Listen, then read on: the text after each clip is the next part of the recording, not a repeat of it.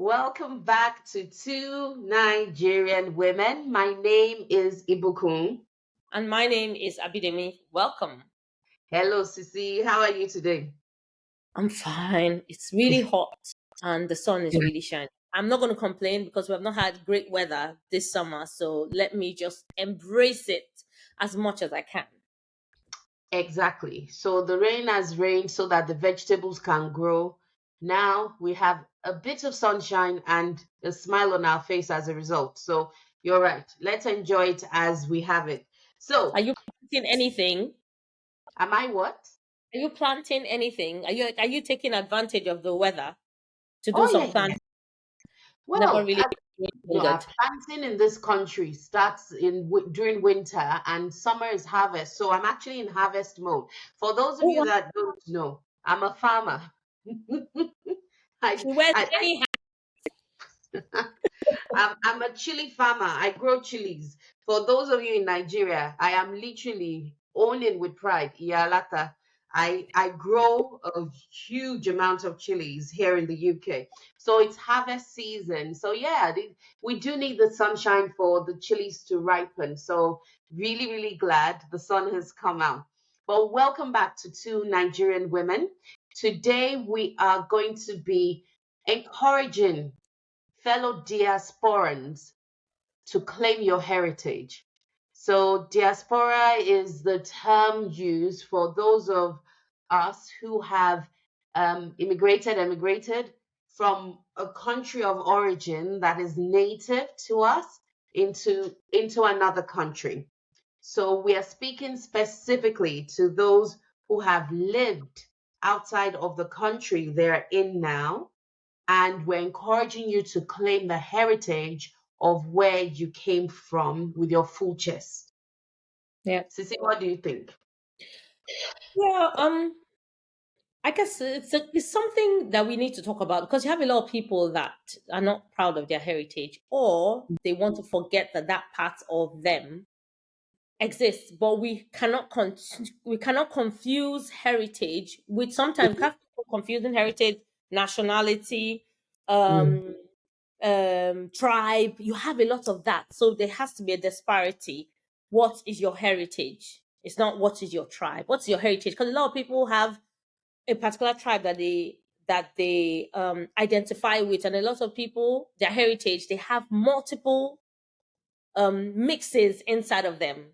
So like mm, my mother is from state and my dad is from Kogi state, and mm, at a point in our lives growing up, my dad always told us we are not Yoruba, we are not Yoruba, mm, we are not Hausa, we are not, but we bear Yoruba names. So when you look at it, it was very confusing. mm, Now I think I have figured it out. Not completely, but I am getting there. But it's rather sad that where I'm from in Nigeria, in the middle belt, we're in the middle. So we used to have middle belt Nigeria then. So it consisted of Plateau states, mm, Gongola, it had Kwara, it had some other states, Niger, it had some other states, I think Benue mm, as well, but now they've all mm. been divided. But we are good enough when it comes to election and census in Nigeria. We're called Northerners. But when it doesn't pay them, we are neglected. And funny Mm, enough, Kogi State is one of the oldest locations when it comes to Nigeria. Because even when you look at mm, colonial maps, I am from Kaba. Kaba has always been on the map. If you look at the 1914 map, you look at the 1856, 1888, 1887, you will see Kaba right there on the mm, map. We've always been, we're aware because we're in the center of Nigeria. So we are mm, aware of that importance that we hold, significance. And it's a melting pot of other cultures. We have, mm, I think we border about 10 or 9 states. I'm not sure. I'll get that right before the end of the show. Um, mm, what I love states. So when you look at it, it's a melting pot of different cultures. So you might have people that are Yoruba speaking, that Hausa speaking, they're Fulani. We have mm, Fulanis in my village, in fact, because I mm, school there, I used to have headsmen coming with their cattle, and then you mm, have a lot of Fulani food. We used to eat wara, which is mm. milk made from milk. We used to Okay. have ura de nono. We have all Mm, those things, and you find them in my village because, as far as we're concerned, it was a melting pot. We have Igala, we mm, have Idoma, we have Magongo, we have Bassa people that you mm, find in Niger State, in Plateau State, in Kogi State. also have Okene people. So you a Mm. lot of things. You also have people that, because we border Edo State, so you have people that Wow. supposedly from Edo State, but they bear Edo names, but they're from Kogi State. Because we border Auchi again, but then you leave Auchi Uromi, you head into Kogi. You don't even know when you have left Edo State and you're in Kogi State. It is that close. You don't know when you have left Kogi State and you're in Ondo State. It is that close. You don't know when you have left Kogi State and you're in Niger State. In fact, I think there's a place that when you leave Kogi, you enter Abuja straight up, because it is that vast. So we have a Central. lot of things. Mm. Yeah, there's you leave Kogi State, you end up in Enugu. You leave Kogi State, end up in Benue State. You leave Kogi State, you end up in I think is no, I said Ondo. There are a couple of states anyway, or Ebonyi, but it's very weird. I tell you, it is very weird. But that's the beauty of our culture, of our tradition, of our tribes, and of our Yes. nationality as well. But I But identify as a Nigerian, true and true, until I do a DNA test, and then I'll know if I'm anything else. But till then, I am Nigerian. you never know what the mix could be. But see, it's okay. So heritage is very important in terms of the wording, because I'm fascinated, because you are right in you're, like I said, melting pot of all these different tribes in Nigeria. Let us try and focus on just being Nigerian, because I come from, well, my family, my father and mother come from the west. Like, we know we are Yoruba, and it's two different states, but that's a conversation for another day. But the point is, you are Nigerian, if you will, by origin. So your ancestors, let's go as far back as your great grandmother, um, are Nigerian. They have not lived anywhere else. They were born there. You might not have even been born in Nigeria, but you've lived in Nigeria. So this is why we're referring to diasporans. So you and I, Sissy, we both left Nigeria to come to the UK, which is where we're But currently based. you were born in the UK, I so was I was. born here. Yeah, Hmm. exactly. And but growing up, I did not know the UK, because we left when I was quite young, and we lived in Nigeria. I was a teenager in Nigeria. I was not an adult in Nigeria. But what happened, interestingly enough, when I came to this country, I got really confused as to whether or not to call myself Nigerian. People will be like, "What do you mean? Look at you, you're Nigerian." Yeah, but I'd never owned a Nigerian passport. It's which was a Which reality for you me. told me 2 days ago that you never owned a Nigerian passport. I find that very weird, considering the fact that yes, you probably came on your mom's passport back to Nigeria, because then when you were Exactly. born, children have to be on the parents' passport, Parents' passport, and yes. then so you got your first official passport maybe when you were coming back after secondary school. So maybe, except you had one before No, that time. no. Saw a tiny, I saw a picture of Mm, you when you were about 5 or 6. So you probably had a passport, I a did. British passport. I did. So what my mom The did, so whole she did exactly that. I came back on my mom's passport as a baby. Why am I talking of a baby? As a toddler. So how did that work? This was the 80s. We're old, by the way. This was the 80s. I'm not quite sure how it worked. But maybe I well, had a before, travel. I think 85 or 84, you had to be on your mom's passport.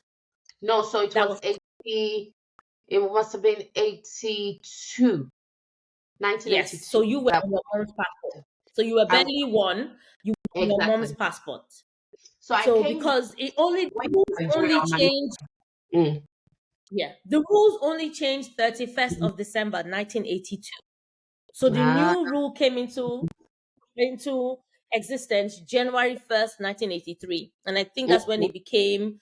I think I don't want to now. Let me not get ahead of myself, because I that's don't true. really talk That's true. about these things. But No issues. Whilst you're doing exactly, that, though, whilst you're you doing that, fly. I am very flying. thank you for Yes. verifying. Whilst you're verifying, for me, my earliest memory of what a passport was, and it was a red one, was my mom Mm-hmm. putting me in the prettiest dress I had to go to the British High Commission. Where was that place? It was it was a really interesting office, because I'd never seen white people up until then in my if you will Okay. present memory. Yeah, go on then. So they said until 4th of October 1998, children under 16 years of age were able to be included on the passport of any family member. Since that Mm, date, all children have been required to hold their own passport. Okay, so the 31st of December 1982 was when they stopped issuing automatic citizenship to children that mm, were born in the mm. UK. So that's when it ended. And then I 1st of feel that January thing. 1982, new in, yeah, the new law came into Mm. law, and then children were not automatically given citizenship. It wasn't as straightforward. But being Uh, on your parents' passport, it was still like that till 1998, which I find quite strange because 1998 was how many years ago? yeah, it's That's when I not finished that long secondary ago. school. It's not that long ago. So But why did you do that? Except if you're traveling on your own, then you needed a passport, your own well, passport. I did. Well, we all came When back as a you come in, family. did you come on your own? Oh, you No, all? No, no. I we mean, when you came. So let me if you will break down how this all occurred. So my father was sponsored by the government to do a PhD in the UK, and my Okay. mom was pregnant at that point with my elder brother. This was late 70s, and she decided to give birth in Nigeria because Nigeria was good then. It was good. There was no reason for her to think ahead and plan ahead and make sure her children are okay somewhere else just in case things went bad. So she gave Yeah. birth in Nigeria and then brought my baby elder brother, as it was then, to meet up with my father in the UK. Then, as these things happened, husband and wife, they saw each other again. I was conceived and then born early 81. So, Okay. in that sense, when my father was done with his PhD, which was I think almost 3 years, was his PhD program. Back then, like I said, Nigeria was good. He decided we're all going to go back to Nigeria. So we left, I think, towards the end of 82, early 83. So I did not have a passport back then. Now, my earliest memory of a passport was, like I said, my mom dressed me up, took me to the British High Commission in Lagos, and said, you need to answer their questions honestly. They will ask your age and how your name and whatnot. And she got me my first British passport. And she didn't think to get me a Nigerian passport. We're not going anywhere. I never got on a plane beyond obviously getting back to Nigeria until I was 16 years old. And that was an internal flight in Nigeria. Then I left Nigeria not too long afterwards for my first international flight. And the passport that was presented was a British passport, which had since been renewed. So my only interaction with, if you will, a nationality was British. Mm, I okay. never claimed I was British whilst I lived in Nigeria because, number one, it wasn't safe to do. Number two, I did not feel British. Coming to the UK, hearing all different accents. Go on, then, to see you have a question. Why did you feel it wasn't safe to do that? Say that you were British. I find that very. I don't know. I think I feel insulted first and foremost because Why? like it's not like now. Even now, why can't you? It is you were born there. Okay, fine. You want to say you're Nigerian, but why Yeah. did you feel the fear to not want to say Hmm. that this is because it was topic of conversation. I had a lot of classmates in primary school and secondary school that said, "Oh, I wasn't born in Nigeria." We spoke about it openly. It wasn't anything I to never did. be scared Because about. to be fair, um, in Nigeria we do things like, well, we say things very passively, like Ajebota, you are not part of us, kind of thing. It was almost a I fear still of tell you that you're not part of us. She's not part of us. I'm Actually, she's from grown. Man. We are Nigerian. I am Serious. grown. It doesn't matter to me anymore. But as a child back then, it's like I don't want anyone to now start saying that I think I'm above them and whatnot. I knew I had a British passport. I didn't feel British because I had no present memory at that point of of anything to do with being British, you know. So in that sense, my heritage was firmly Nigerian. You know, I was Nigerian. I grew up there. My early experiences and memories were rooted in Nigeria, nothing to do with the UK. Because of social and economical circumstances changing in Nigeria, my parents decided let her go to university in the UK. So I came back to the UK. That was when my first identity clash happened in terms of who are you? Who exactly are you? Because my accent, if you will, was not deep Nigerian. I went to an international school, you know, throughout my education. So in that sense, it was very easy to assimilate into the British lingo at that point in time.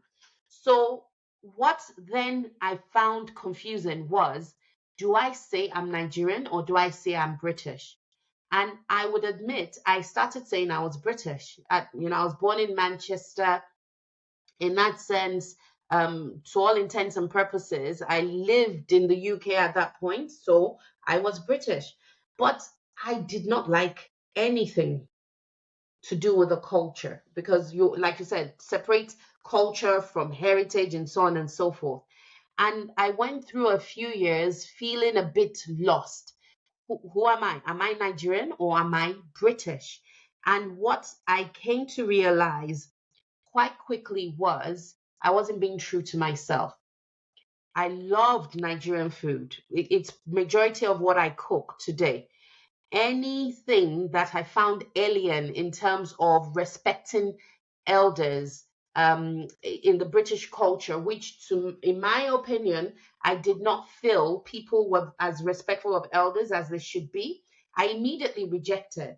So things like that made me question what exactly am I doing?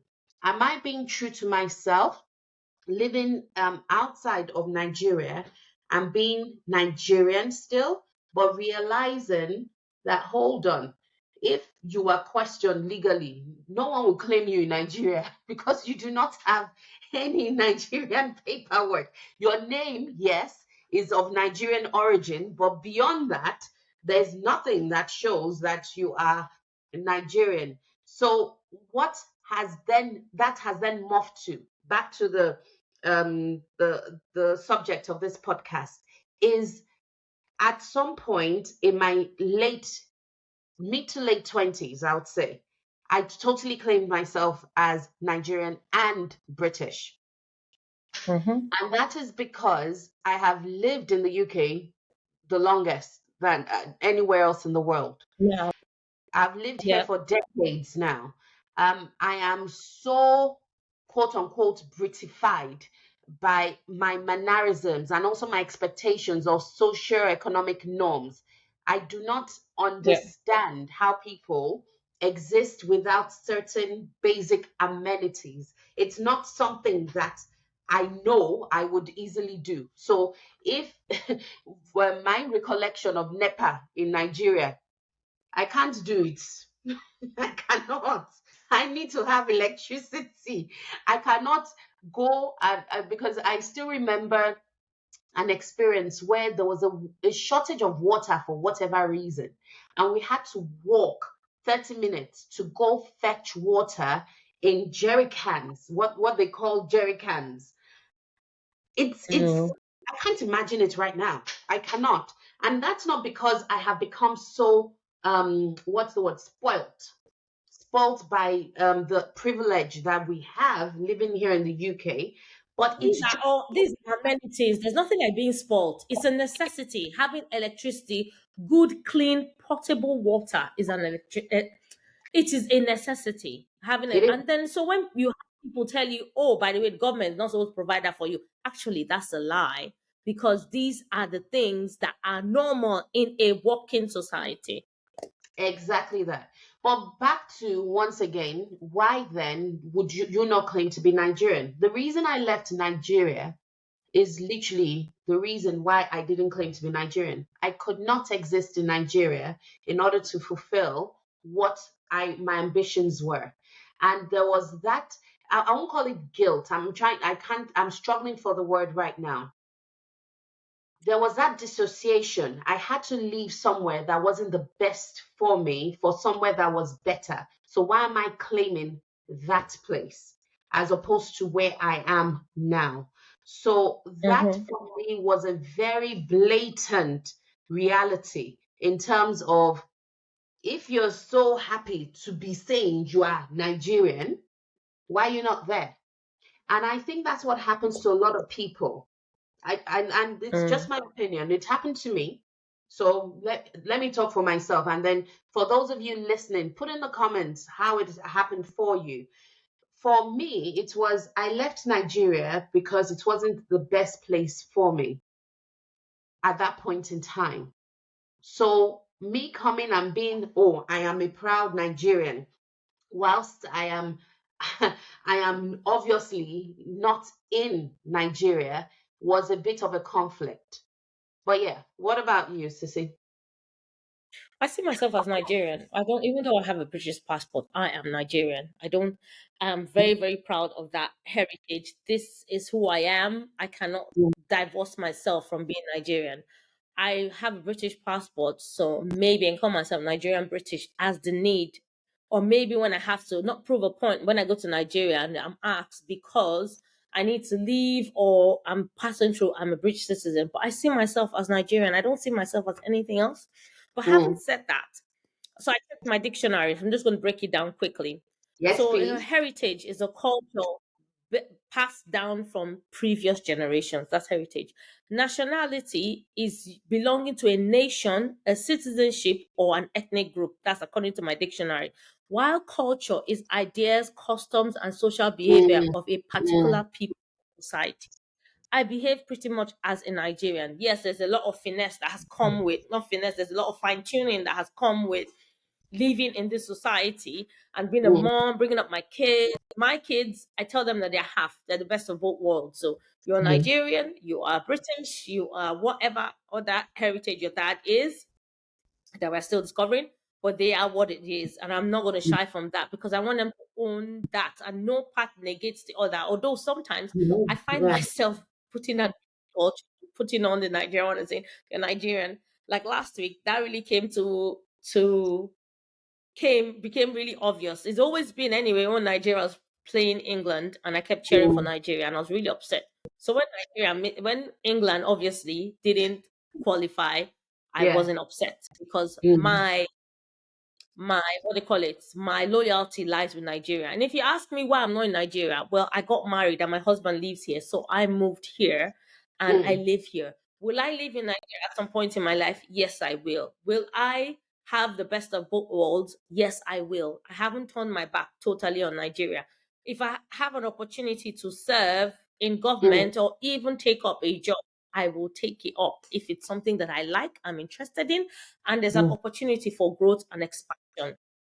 But referring back to what you said, being all the things you want to be, you cannot obviously be all of that in Nigeria. In fact, your mm. destiny, if anything, this is where God has destined you to be, and you're walking in that destiny. You don't walk outside that destiny to fulfill No. the purpose of which God has brought you to this earth.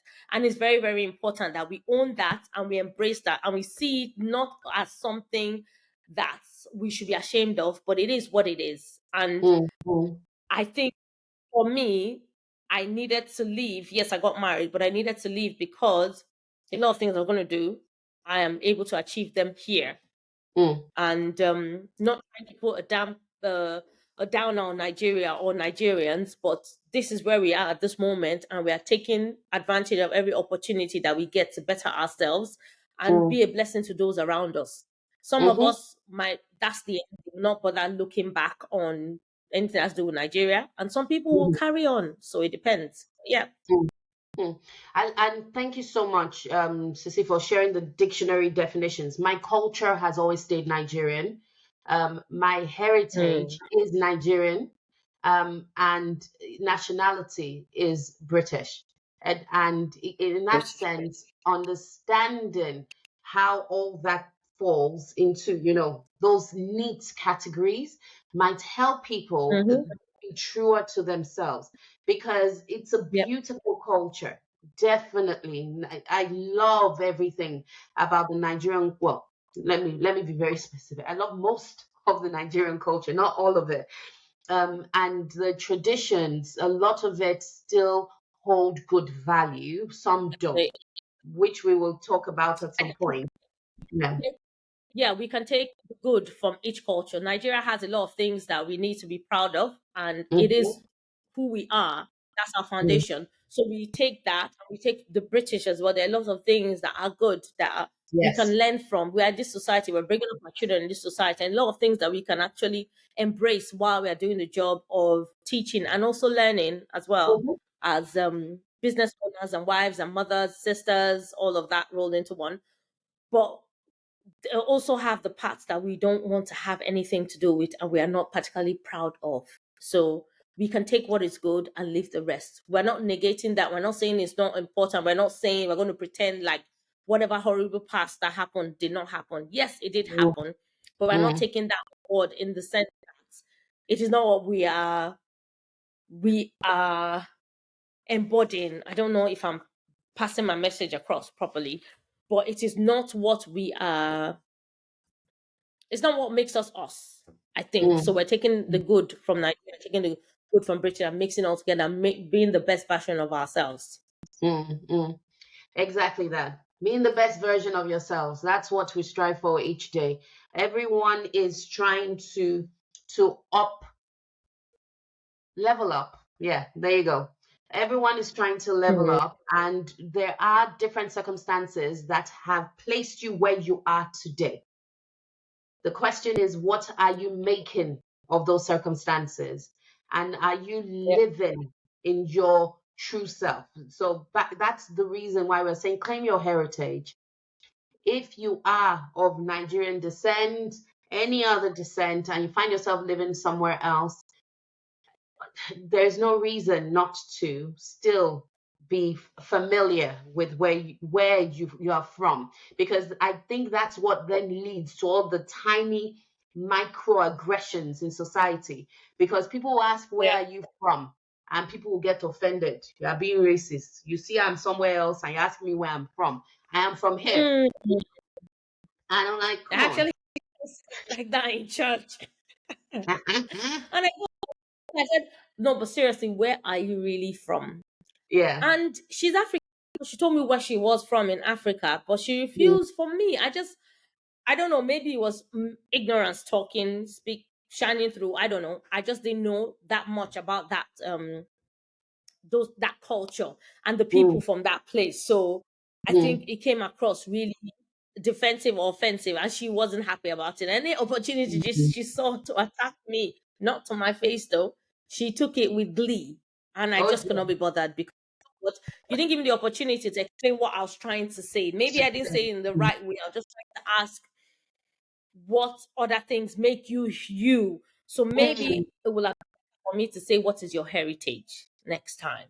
So instead of saying where are you really from, it's Mm. what's your heritage? What is your heritage? And then that is a Actually, conversation that starter. shouldn't be an offensive question. Yeah, you don't have to say where you're from, but your heritage are made up of this, and this. It's not too hard. And sometimes actually your heritage is already shining through.